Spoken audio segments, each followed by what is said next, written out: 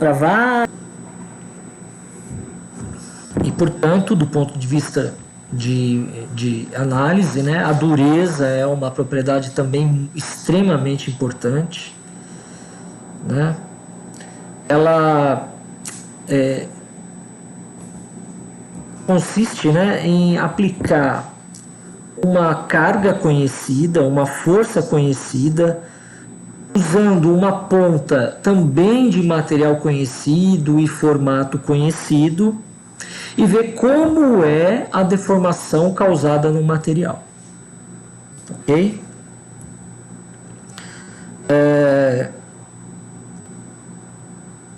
Aqui é mostrada, né, nessa seta como é a dureza para as classes de materiais, né, como se comporta a dureza, né, para vários tipos de materiais, até chegar lá no diamante, né, considerado como o material mais duro, né, de maior dureza. Interessante que existem diversas técnicas, tá, para análise de dureza, tá bom? Isso está relacionado com a ponta que você usa, com a carga que você aplica, com a dureza do material, tá? Então, por exemplo, tem a técnica Brinell, Vickers, Knupp, Rockwell, né? E cada uma delas vai ter uma ponta diferente, um formato diferente, tá certo? E a deformação que essas pontas vão causar vão ser diferentes também, tá certo? E a dureza, né? Tá aqui, é a carga aplicada pelo equipamento dividido pela área de deformação, né? A área que vai ficar deformada, que você vai impingir no material que você está analisando, tá certo?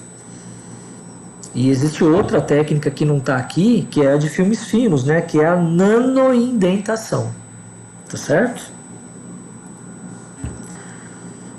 Aqui a dureza, né? Aqui a dureza para vários materiais diferentes, e também a gente pode ver também as técnicas, tá?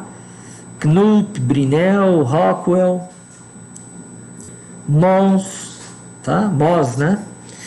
Então existem várias técnicas.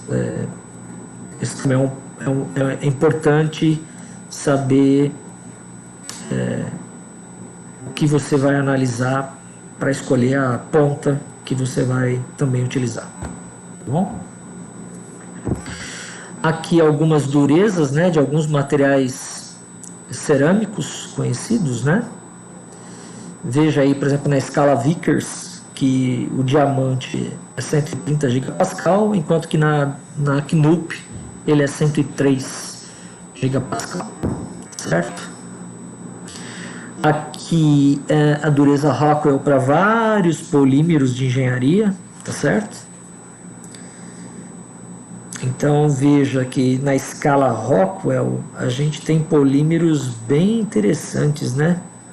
Como os acrílicos, os poliésteres, os acetais, né? Bem interessantes. E os fenólicos também.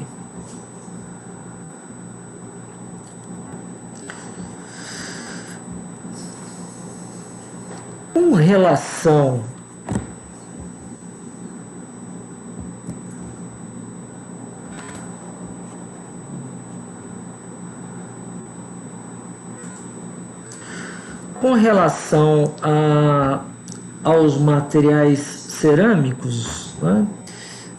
Eles podem ser classificados em várias classes, né? Em vários tipos de materiais diferentes. No caso aqui, os vidros, produtos à base de argila, refratários, abrasivos, cimentos e cerâmicas avançadas. Veja que os vidros podem ser os vidros convencionais e os vidros cerâmicos. Base de argila, temos os produtos estruturais e as louças brancas, muito utilizadas nas nossas casas, né? E os refratários, né, que são as argilas, a sílica, básicos e especiais. Aqui é apresentada uma tabela com as características de alguns vidros comerciais, os mais comuns, tá certo? Então aqui tem as proporções dos seus constituintes, tá? Repara que por que a sílica é tão cara, né? Porque ela é 99,5% constituída de SiO2 cristalino, tá certo? E claro que ela vai ter excelentes propriedades, por exemplo, elevada temperatura de fusão, acima de 1000 graus, 1080 graus mais especificamente. E a gente pode ir diminuindo a concentração de sílica e aumentando a concentração de outras cerâmicas, né? Para você ganhar, baixar custo e ter volume de produção, tá certo? Basicamente é para isso que são inseridos essas outras cerâmicas mais baratas, tá certo?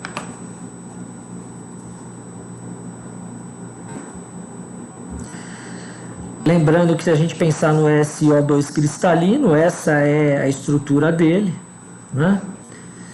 É o quartzo, né? De que era feita as taças de cristais, né? Que as nossas avós tinham, né? E que ela nem deixava você chegar perto, né, da taça. E à medida que você coloca esses aditivos para baratear preço, diminuir ponto de fusão para moldar melhor, né? Você destrói essa estrutura cristalina e passa para uma estrutura amorfa, certo? Aqui um pouco das características dos materiais, né, refratários, né? E a composição, na verdade, né, desses materiais refratários mais comuns, né? Constituintes, né? E as proporções. A gente tem algumas cerâmicas que são muito úteis na indústria, né? Na área, por exemplo, de usinagem, né?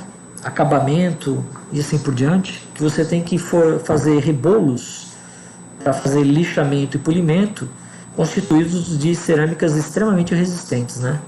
No caso aqui o carbeto de silício, carbeto de tungstênio, alumina e SiOX, certo? No caso dos cimentos, a gente tem aí entram os cimentos propriamente dito, né, como o cimento Portland, né, muito usado por nós, o gesso, que também é bastante usado, e a cal, né. Então, quando esses materiais são misturados com água, né, ocorrem as reações de hidratação.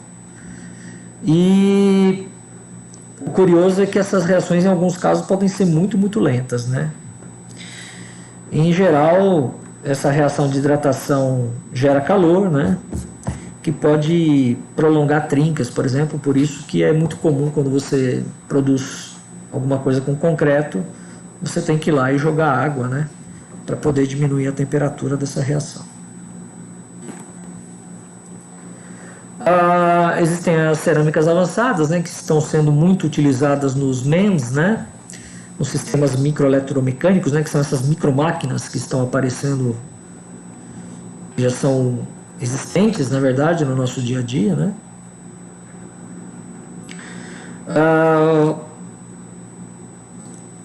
A gente tem também as cerâmicas piezoelétricas, que são muito importantes, porque as cerâmicas piezoelétricas podem ser usadas para várias coisas, entre elas geração de energia a partir da deformação mecânica.